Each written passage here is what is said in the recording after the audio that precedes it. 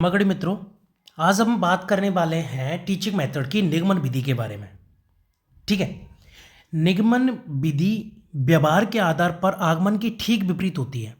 ठीक है। नी का मतलब नियम पहले उदाहरण बाद में, आगमन का मतलब उदाहरण पहले नियम बाद में।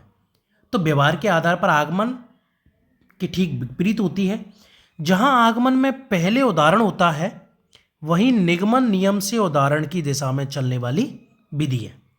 ठीक है। आगमन व निगमन लक्षणों के दृष्टिकोण से आपस में विपरीत व पूरक विधियां हैं।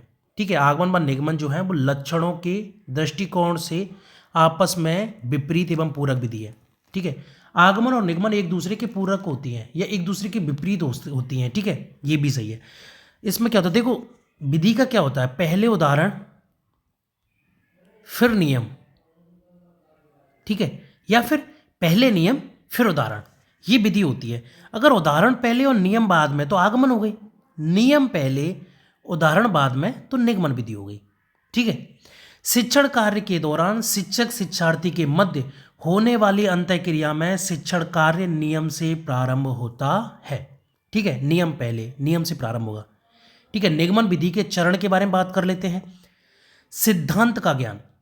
पहला, सबसे पहले एक शिक्षक अपने बालकों को किसी भी सिद्धांत या नियम का ज्ञान करवाता है जिसके माध्यम से आगे का शिक्षण व्यवहार पूरा होता है। ठीक है। आगे देखते हैं सिद्धांत का प्रयोग। विभिन्न उदाहरणों के लिए सिद्धांत, नियम या सूत्र का उपयोग कैसे होगा, इससे इससे बालकों को परिचित करवाया जाता है एवं कुछ उदाहरण देकर समाधान के लिए प्रेरित करते हैं। भाई एक्चुअली क्या है कि देखो हमको नियम समझा दिए, लेकिन उससे उदाहरण के द्वारा उसे साबित तो करना पड़ेगा ना कि ये नियम सही है कि नहीं है। ठीक है, बच्चों को समझाना पड़ेगा इस चीज़ को लेके। तो नियम के बाद उनको उदाहरण देना पड़ेगा जिससे कि उनको प्रॉपर समझ में आ सके कि नियम ही किस तरीके से है। खाली रूल्स याद करने से ही सब कुछ नहीं होता, उनको अप्लाई करना भी आना चाहिए। ठीक है, और वो अप्लाई का आना चाहिए, लेकिन दूसरी बात कि वो सही से अप्लाई हो रहे हैं नहीं हो रहे, क्या ये नियम इसी का ही है, क्या ये नियम किस प्रकार है, इस प्रकार की पूरी जानकारी बच्चों को करवाई जानी चाहिए। आंकड़ों के आधार पर परीक्षण। विभिन्न तरह से दिए गए आंकड़ों के आधार पर प्राप्त निष्कर्षों का परीक्षण करते हुए उनकी सत्यता की जांच की जाती है। ठीक है, तो विभिन्न तरह के जो भी आंकड़े दिए हुए होते हैं उनके आधार पर जो निष्कर्ष होते हैं उनका परीक्षण करके उसकी सत्यता की जांच की जाती है कि सही है या नहीं है। अन्य उदाहरण से प्राप्त निष्कर्षों का पूर्ण सत्यापन। जब अंतिम चरण में व्यवहार किया जाता है तो किसी नवीन उदाहरण का सहयोग लेते हुए पूर्व निष्कर्षों का परीक्षण कर लिया जाता है। ठीक है, जब अंतिम चरण में कोई व्यवहार किया जाता है तो कोई नवीन उदाहरण वगैरह जो है उसका सहयोग लेंगे हम और पूर्व निष्कर्षों का परीक्षण कर लेंगे। उपयुक्त 4 चरणों में निगमन विधि का व्यवहार पूरा हो जाता है। ठीक है, ये 4 प्रकार हैं जिनसे निगमन विधि का पूरा व्यवहार हो जाता है। ठीक है, आगे देखते हैं निगमन विधि के लिए शिक्षण सूत्र। तो शिक्षण सूत्र जो होते हैं वो सामान्य से विशिष्ट की ओर, अमूर्त से मूर्त की ओर, अप्रत्यक्ष से प्रत्यक्ष की ओर, नियम से उदाहरण की ओर और सूक्ष्म से स्थूल की ओर। ठीक है, ये 5 शिक्षण सूत्र हो गए। कौन कौन से हो गए, सामान्य से विशिष्ट की ओर, अमूर्त से मूर्त की ओर, अप्रत्यक्ष से प्रत्यक्ष की ओर, नियम से उदाहरण की ओर और सूक्ष्म से स्थूल की ओर। नोट देख लेते हैं। निगमन विधि में सूत्रों का उपयोग आगमन विधि से विपरीत प्रकार या व्यवहार में होता है। ठीक है,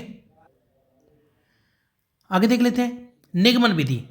ठीक है, गुण और दोष। तो गुण क्या है, समस्या का समाधान जो है वो तत्काल मिल जाता है। ठीक है, और दोष जो है वो रटंत विद्या पर आधारित है।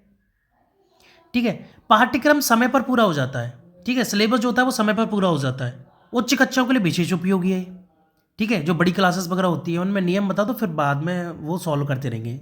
फॉर एग्जांपल मैथ वगैरह के लिए बहुत ज़्यादा सूटेबल है। प्रतिभाशाली जो बालक होते हैं उनके लिए उत्तम विधि है। समस्या समाधान के गुणों का विकास होता है। ठीक है, समस्या समाधान के गुणों का विकास। दोष देख लेते तो रटंत विद्या पर आधारित है। मनोवैज्ञानिक विधि है ये, अस्थायी ज्ञान की प्राप्ति है ये, होती है इसके द्वारा। छोटी कक्षाओं के लिए अधिक उपयोगी नहीं है क्योंकि छोटे बच्चे जो हैं ज़्यादा नियमों को याद नहीं रख सकते ना, उदाहरण के द्वारा खुद नियम बना लेंगे वो, मतलब टीचर उनको सिखाएंगे तो वो जो है इनको ईजिली कैच कर सकेंगे, ठीक है, उनको कैप्चर कर सकेंगे।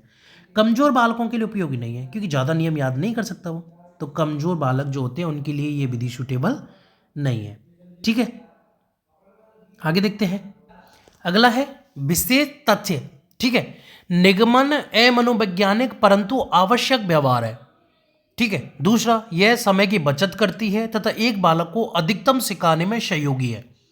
तीसरा, निगमन का व्यवहार तर्क करने पर जोर देता है। चौथा, निगमन समस्या समाधान का अमनोवैज्ञानिक परंतु तत्कालिक व्यवहार है, ठीक है। निगमन का व्यवहार सबसे पहले ईसा पूर्व में प्लेटो से माना जाता है, ठीक है। निगमन का जो उपयोग किया था या फिर जो प्रचलन में था, व्यवहार में आया, उसका श्रेय जो जाता है वो प्लेटो को जाता है ईसा पूर्व में, ठीक है। तो आपका जो है निगमन ये कंप्लीट होता है। Thank you.